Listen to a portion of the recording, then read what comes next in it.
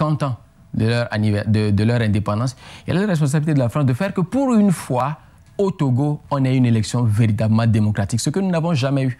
Est-ce que vous avez l'impression aujourd'hui, parce qu'on vous a entendu avoir des sous-entendus sur le fait que l'un des candidats soit soutenu ou pas, de votre point de vue, y a-t-il un candidat de la France au Togo aujourd'hui dans la course à la présidentielle? Si vous posez la question aux responsables français, ils vous diront qu'ils n'ont pas de candidat, mais nous pensons que c'est de la langue de bois, justement. C'est à vous que je pose la question. C'est de la langue de bois. Oui. Jusqu'à aujourd'hui, aussi bien au niveau de la France que de l'Union européenne, on a comme l'impression que le régime en place est toujours soutenu. Par la France.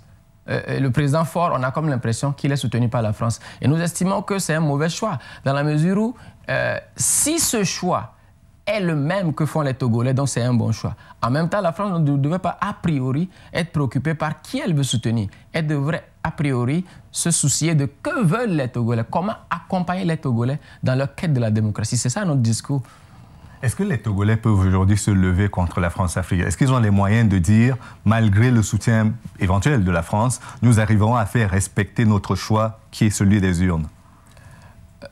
En 2005 déjà, et bien avant, si vous voulez en 2003, les résultats qui avaient été proclamés n'étaient pas les vrais résultats. 2005, c'était la même chose. Et les Togolais, aussi bien au Togo qu'à l'extérieur du pays, se sont soulevés. On a déchaîné contre eux une répression terrible.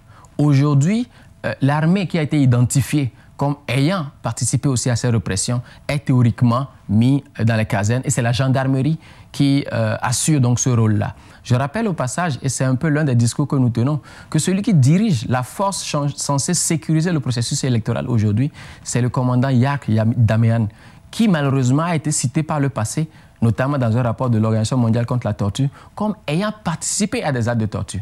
Et donc nous estimons que si la France, parce que par ailleurs, c'est la France qui, en équipement, soutient le processus, donc au niveau de la sécurisation du processus. Nous estimons qu'il appartient à la France, pour son image, de faire en sorte que la sécurisation du processus électoral soit faite de façon propre.